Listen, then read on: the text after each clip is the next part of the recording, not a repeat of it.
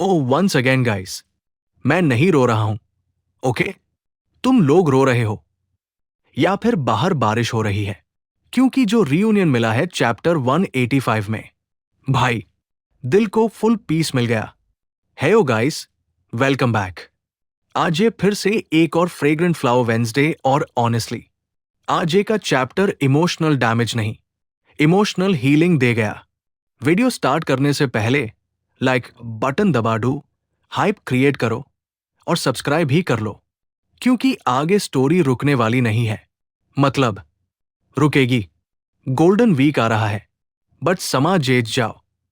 तो chapter start होता है कवर पेज से, और यहां पे हमारी स्टूडियस क्वीन कोरो फुल फोकस मोड में पढ़ रही है, प्रॉपर लॉक्ड इन।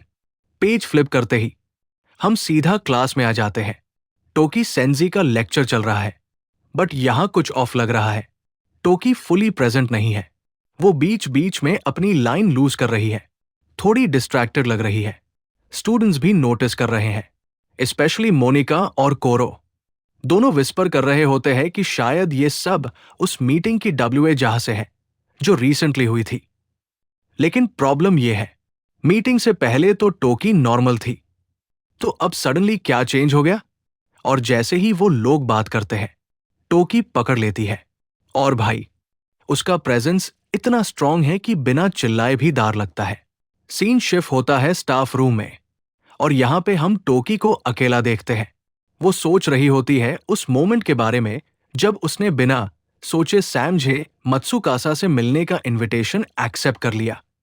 और फिर वो निकालती है एक ओल्ड फेस्टिवल पोस्टर, 10-11 साल पुराना। यहीं पे क्लियर हो जाता है कि वो इंसिडेंट अभी तक उसके अंदर बैठा हुआ है। रिग्रेट, गिल्ट, सब कुछ। और ऑनेस्टली उसका ये साइड देख के कैरेक्टर और डीप लगने लगता है। तभी एंट्री होती है हमारी सनशाइन कोरो की। ऑफिशियल रीजन क्लास वर्क देना, रियल रीजन टोकी की टेंशन चेक करना। और यहां पे टोकी एक अनएक्सपेक्टेड क्वेश्चन पूछ लेती है, अगर तुम्हें फियर और अनसर्टेनिटी फील हो और अवॉइड करने का कोई ऑप्शन ना हो, तो तुम कैसे डील करती हो? कोरो थोड़ी शॉक हो जाती है, क्योंकि क्वेश्चन रैंडम था। टोकी को भी लगता है कि उसने वियर्ड बात बोल दी, बट कोरो प्योर ऑनेस्टी के साथ आंसर देती है। वो कहती है, मैं सब इमोशंस को सोचती हूं, और फिर वो चूज करती हूं जिसे बाद में सबसे कम रिग्रेट हो।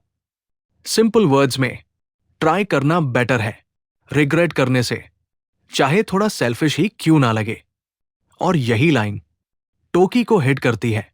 उससे रियलाइज होता है कि उसके स्टूडेंट्स, स्पेशली कोरो, कितने स्ट्रांग और जेन्युइन है। और फाइनली आज जाता है वो दिन, फ्राइडे, रियूनियन का टाइम। सुक्ता सेंजी वहां है सपोर्ट के लिए, बट वो सिर्फ इंट्रोडक्शन तक ही रुकेगा।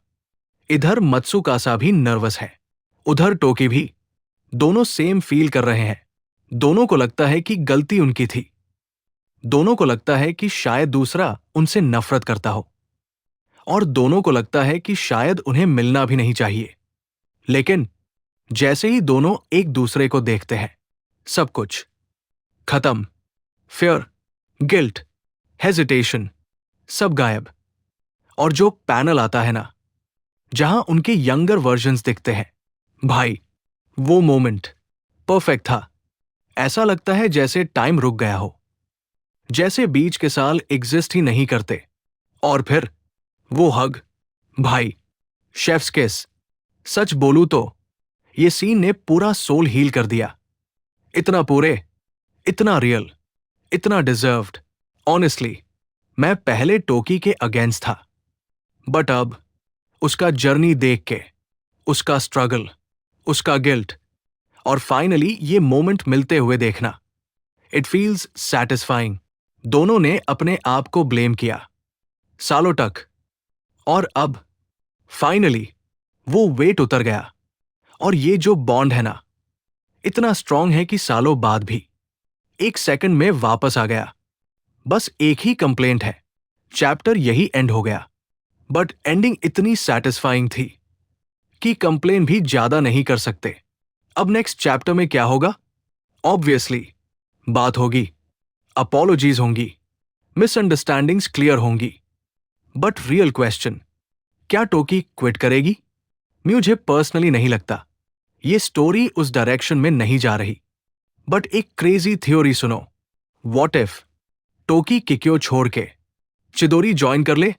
सोचो, उसका स्ट्रिक्ट पर्सनैलिटी चिदोरी के बॉयज को कंट्रोल करने के लिए परफेक्ट हो सकता है।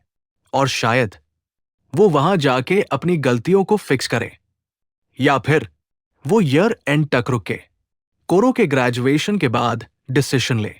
अगर ये हुआ ना, याद रखना, पहले मैंने बोला था।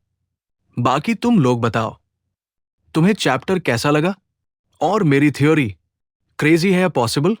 अगर वीडियो पसंद आई हो, लाइक बटन दबा दो, सब्सक्राइब कर लो और मिलते हैं नेक्स्ट वन में। Thanks for watching, appreciate you.